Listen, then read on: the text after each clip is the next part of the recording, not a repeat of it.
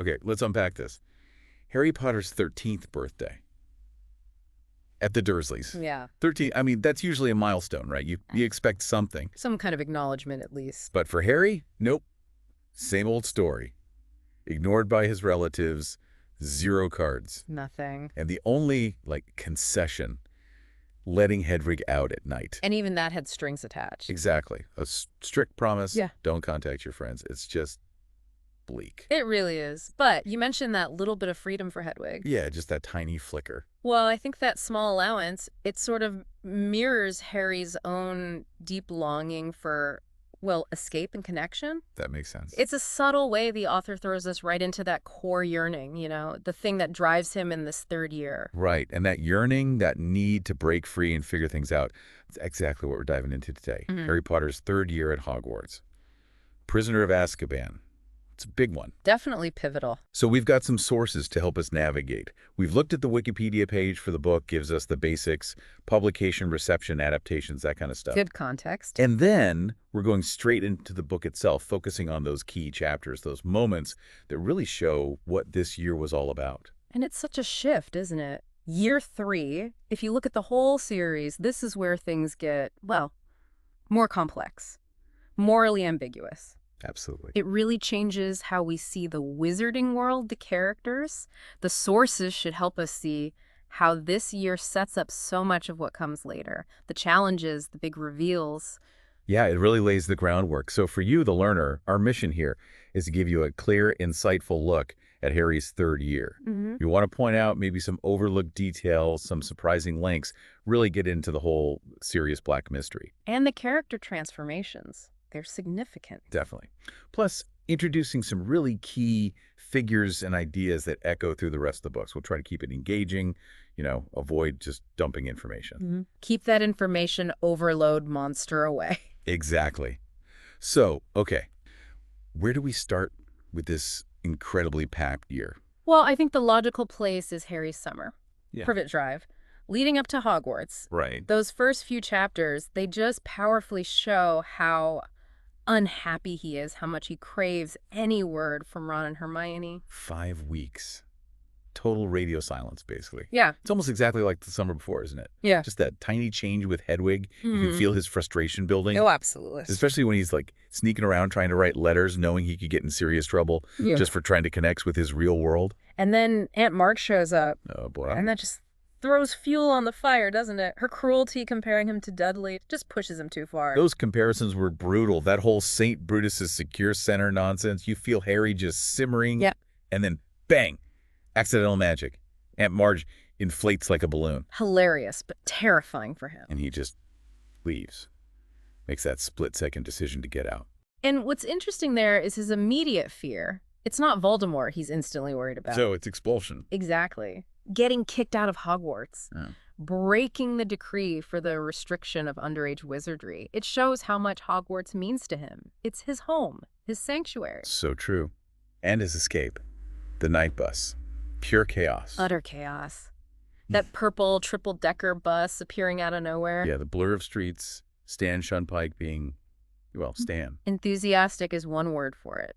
But the really weird part is arriving at the leaky cauldron and nothing happens. No ministry people waiting to snap his wand. Right. And Cornelius Fudge's reaction, it's so lenient. Very lenient. Modifying Aunt Marge's memory, assuring Harry he won't be expelled. It's completely different from, say, the Dobby incident the year before, which was way less dramatic. Totally different. Yeah. That official warning for a hover charm he didn't even do.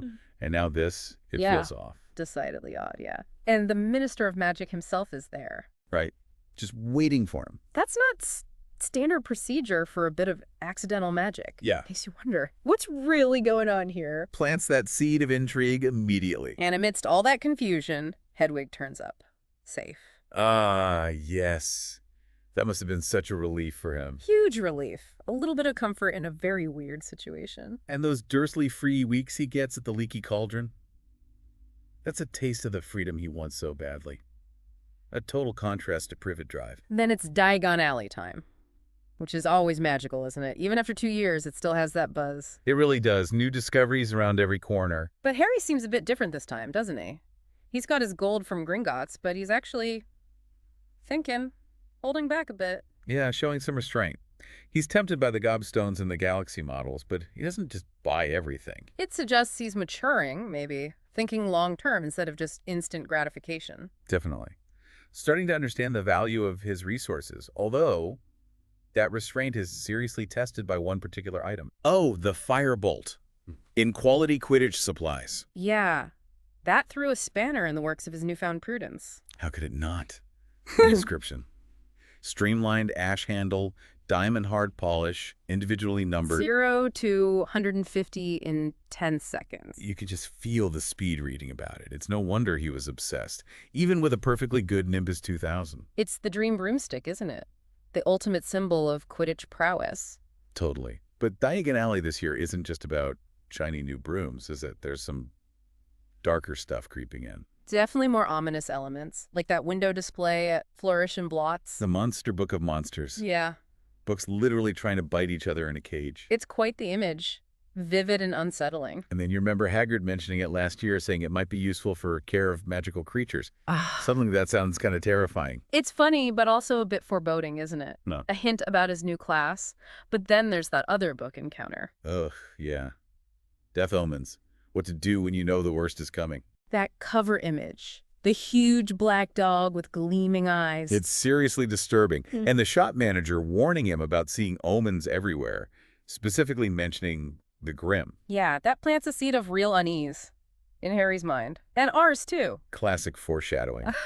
Plays right into wizarding superstitions. Absolutely. And then finally, the reunion. Harry, Ron, and Hermione. Back together. And they immediately jump into the Aunt Marge story. Sure. Hermione's just flabbergasted that Harry wasn't expelled, which Yeah. again just shows how weird the Ministry's reaction really was. It really underlines it. Hermione knows the rules. She knows this isn't normal. Something's definitely up. And their trip to the magical menagerie introduces another character. Crookshanks. Oh, Crookshanks. Ron's reaction is priceless. Hates him on sight, calls him a monster. Huh. Yeah, the description, bow-legged, grumpy, squashed face. And poor Scabbers looking even more pathetic next to him. You can already feel that tension brewing between Ron and Hermione over their pets. It's classic pet rivalry, but you also get the feeling there's more to Crookshanks than just being a grumpy cat. He seems perceptive. Yeah, there's definitely something about him. And then Mr. Weasley shows up. And the mood shifts dramatically. Totally. He brings that really grim news about Sirius Black escaping from Azkaban. Yeah, the light-hearted reunion just evaporates. It gets serious fast. The Ministry pulling wizards off regular duty for the hunt, the fear in Mr. Weasley's voice, it just hangs there. This huge, dangerous threat. It really sets up the central conflict for the whole year, doesn't it? This escaped prisoner, supposedly a dangerous killer, Voldemort's supporter. He's out there. Terrifying implications. And with that weighing on them, it's time for the Hogwarts Express. But even that familiar journey isn't straightforward this year. Not at all. That Dementor attack in their compartment, Yeah. it's genuinely chilling. It really is. The sudden cold, the darkness swallowing everything, that feeling of utter despair. And the screams Harry hears, his mother's screams. It's so personal, so traumatic for him, forces him to confront that past in a terrifying new way. You feel his terror, his confusion, and then he just collapses. It shows how devastating these creatures are, especially for him. Thank goodness for Lupin being there. Seriously, his calm handling of it, that silvery thing he conjures. Which we later find out is a Patronus, though he doesn't name it then. Right. And his explanation, Dementors drain happiness. It's our first real introduction to defending against this kind of dark magic. Crucial information. And even when they get to Hogwarts, you see the effects linger. McGonagall's so concerned. That and Pomfrey insisting on chocolate, lots of chocolate. The best remedy. And then Dumbledore's speech at the feast, introducing Hagrid as the new Care of Magical Creatures teacher. And confirming the Monster Book of Monsters is their textbook. Yeah, sets the stage, doesn't it? Excitement, but also danger lurking. It's that mix of the familiar comfort of Hogwarts with this new sense of unease. Perfectly captures the book's tone. And the new subjects definitely add to that. Divination, for example. Oh, Professor Trelawney. So dramatic. Big glasses, misty voice. Theatrics galore. And she immediately predicts Harry's death.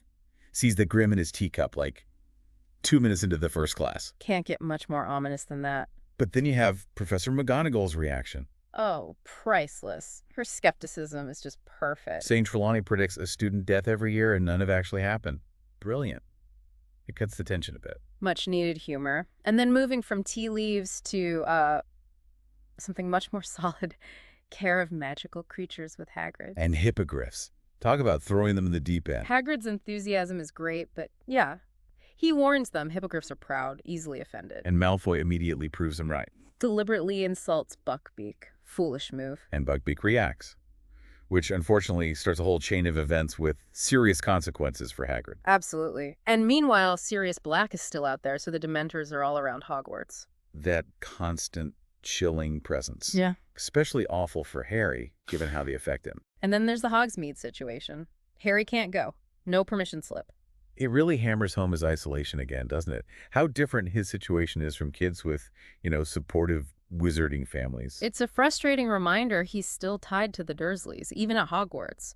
But then he talks to Lupin.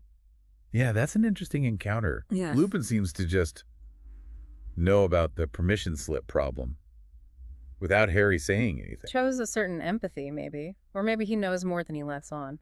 Lupin does reassure him the Dementors can't get in the castle, which is something. A degree of comfort, sure. But the threat's still right outside. And when Ron and Hermione come back buzzing about Hogsmeade, loaded with Honeydukes sweets. Ugh, you just feel Harry's loneliness being left out of that whole experience. Definitely. And then boom, danger inside the castle. The fat lady's portrait is attacked. Slashed to ribbons. That's Yeah. a serious escalation.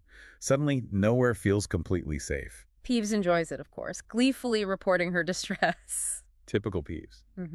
But Dumbledore handles it calmly. Finds a temporary guard, Sir Cadogan. Oh, Sir Cadogan. That was an experience. And Dumbledore makes it crystal clear. No Dementors inside the castle. Ever. He provides that reassurance, that authority. Much needed. But the tension in the castle is still high. And Snape, he gets worse, doesn't he? Especially in that defense against the Dark Arts class when Lupin's ill. Right. Snape takes over, and his prejudice against Lupin and werewolves is just laid bare. His comments about Lupin's teaching, the dangers of werewolves, it's nasty. Creates this really uneasy atmosphere. Foreshadows trouble. Big time. Yeah. But then Lupin comes back, and we get the Boggart lesson. Oh, the Boggart lesson is brilliant. One of the best parts of the year. The ridiculous charm, using laughter against fear, fantastic concept. So memorable. And Neville facing the Snape Boggart and turning him into his grandmother. Pure gold. So cathartic for Neville and for everyone watching. It's a great moment for him. Shows his courage, shows Lupin's teaching works, but it's interesting how Lupin stops Harry facing the Boggart. Yeah, he steps in really quickly, says Harry answered questions correctly, earned points. Seems plausible. On the surface, maybe, but it feels a bit evasive, doesn't it? It makes you wonder why he really shielded Harry. What would the Boggart have become for him? Definitely makes you think. Plants that little seed of doubt about Lupin. And then the Quidditch match. Oh, the Hufflepuff match in that storm? Yeah. Disaster. Absolute disaster. Pouring rain, thunder, lightning, and Harry falls from way up high. It's terrifying to read, just heart-stopping. And to make it worse, Diggory catches the snitch right then. Gryffindor loses. Double whammy. Physical fall, crushing defeat. And poor Harry is so upset about his Nimbus breaking. It's like losing a friend, isn't it? That connection to his dad, his identity as a seeker, gone. Totally. And while he's recovering, that fear of the Grim just keeps growing. He's completely convinced now. Saw it before the night bus, saw it before the fall. This omen of death is really getting to him, taking a psychological toll. That image of the big black dog. It's become this symbol of doom for him. Which leads him to talk to Lupin about the Dementors. He asks Lupin to teach him how to fight back. That's a big step, isn't it? He's not just going to be a victim. He wants to defend himself. Marks a real turning point. He's taking action. And then, completely out of the blue almost, Fred and George give him the Marauders map. Legendary. Just hand over this blank bit of parchment. That shows everyone at Hogwarts, where they are, what they're doing, in real time. It's incredible. And the names on it, Moony, Wormtail, Padfoot, and Prongs. So intriguing. Hints at this whole secret history. Totally. And Harry immediately puts it to use, doesn't he? Straight away. Secret passages. First unauthorized trip to Hogsmeade. Opens up a whole new world of possibilities and trouble. Definitely trouble. That first secret trip, meeting Ron and Hermione and Honeydukes under the invisibility cloak. Such an adventure for him. Sweet-smelling paradise. But Hermione's there, being the voice of reason, as always, Yeah. fretting about him being there without permission. She never lets up, does she? But it's on that trip they overhear that conversation. Oh, the big one. Fudge and Madame Rosmerta in the Three Broomsticks. The bombshell drops. Sirius Black wasn't just some random killer, he was James Potter's best friend. And supposedly betrayed them, was their secret keeper. Led Voldemort right to them. It just shatters everything Harry thought he knew. Everything we thought we knew. Totally flips the script. This dangerous killer is suddenly tied directly to his parents, and that bit about Black seeming sane in Azkaban. So disturbing. Adds another layer of complexity, of unease. Introduces this huge moral gray area. Makes you question everything. And Fudge is convinced Black's still a threat. Thinks he has inside help getting into Hogwarts. Raises the stakes even higher. Dramatically. And then they go see Hagrid, right after hearing all this. Yeah, and find him totally distraught about Buckbeak's hearing. The Committee for the Disposal of Dangerous Creatures sounds ominous. It does. Hagrid's terrified for Buckbeak, terrified of going back to Azkaban himself. It's heartbreaking. Just piles on the worry. Yeah. And then another mystery drops into their laps. The firebolt. The anonymous gift. The best broomstick money can buy just appears in Harry's dorm. Who sent it? How? Hermione immediately suspects it's jinxed. Maybe from Black. It's a logical suspicion, given everything they just learned. Her reporting it to McGonagall makes sense, for Harry's safety. But it causes that big row between them, doesn't it? More friction in the trio. Yeah, tough times for them. But while the firebolt's being checked out, Lupin starts the Patronus lessons. Those private lessons. So important. Learning the only defense against Dementors. But it's hard, really hard. Harry struggles to even get a wisp at first. Shows how advanced the magic is. And how much emotional strength it takes. You need that powerful, happy memory. Which is tough for Harry, given his past. Accessing pure happiness is a challenge. Meanwhile, he sneaks off to Hogsmeade again. Second unauthorized trip. Map. Cloak. The usual. But this time he runs into Malfoy. And Malfoy is weirdly suspicious, isn't he? Almost senses Harry's there. Nearly blows his cover. Leads to that super tense confrontation with Snape afterwards. Snape catches him with the map. Oh, that's an awful scene. Snape is just dripping with suspicion and malice toward Harry. Accusations flying. But Lupin steps in again. Deflects. Downplays the map. Buys Harry some time. But you know Snape's not letting it go. The resentment's still simmering. Definitely not the end of that. And all these threads, the suspicion, the fear, Blank, the map, they all come together at the Shrieking Shack. Right. Buckbeak's supposed execution, Ron chasing Scabbers who's acting weirdly. It all happens so fast. Suddenly they're face to face with Sirius Black himself. In the shack, he disarms them. His eyes are fixed on Harry. Intense doesn't even cover it. Pure tension. And then Lupin bursts in, and everything starts to unravel. Shock after shock. First shock. Lupin knows Sirius, believes he's innocent. That just changes everything, forces them all to rethink. Completely. And then Hermione figures it out. Lupin's a werewolf. Her sharp mind connects the dots, explains his absences, his knowledge. Another huge revelation. But the biggest bombshell is the real story. James and Sirius were animagi. Padfoot and Pongs. Lupin is Moony. And Peter Pettigrew Wormtail. He was the secret keeper. He betrayed the Potters. And the final unbelievable twist. Scabbers. Ron's rat. Is Peter Pettigrew been hiding as a rat for 12 years? Mind-blowing. Just an incredible long-game deception. Pettigrew's confession there in the shack confirms it all. Sirius is innocent. Finally, the truth is out. And the plan is simple. Take Pettigrew to the Ministry, clear Sirius's name. Justice seems within reach. But it never works out that easily, does it? Nope. Escaping the shack, heading back to the castle, and then the Dementors attack by the lake. Not just one or two. A massive swarm of them. Overwhelming. Harry tries the Patronus charm, tries desperately, but fails against so many. It highlights just how terrifyingly powerful they are. And then that other Patronus appears. Across the lake, bright silver, a stag, drives the Dementors away. Looks like his father saved him. A moment of hope, even if it's mistaken. Back in the hospital wing, it's chaos. Fudge won't believe their story. Snape's still convinced Sirius is guilty. So frustrating. Seems like injustice will win. Ah. But then Dumbledore steps in. With that incredible suggestion for Hermione, use the time turner. The one McGonagall gave her for her classes. Time travel. It's a massive risk, complex, dangerous, but they do it. Go back a few hours. To save Buckbeak from execution. And save Sirius from the Dementors. It's intricate, cleverly plotted, and Harry has that amazing moment of realization. By the lake again. He sees the Patronus being cast and understands. It wasn't his father. It was him. his future self. He cast that powerful stag Patronus, found the strength within himself. Incredible moment of self-discovery. Absolutely. And they succeed. Buckbeak is saved, Sirius escapes with him, the immediate danger is averted. Though the fallout continues, Lupin has to resign. Yeah, sadly inevitable once his werewolf status is public knowledge. Such prejudice in the wizarding world. It's a real loss for Harry. He finally had a decent defense teacher who understood him. True. But Lupin leaves him the cloak and the map. Invaluable tools. And Ron gets that tiny owl from Sirius. Pigwidgeon. A small comfort and a link to his godfather. A nice touch. So Harry heads back to the Dursleys. Another summer there. But there's hope this time.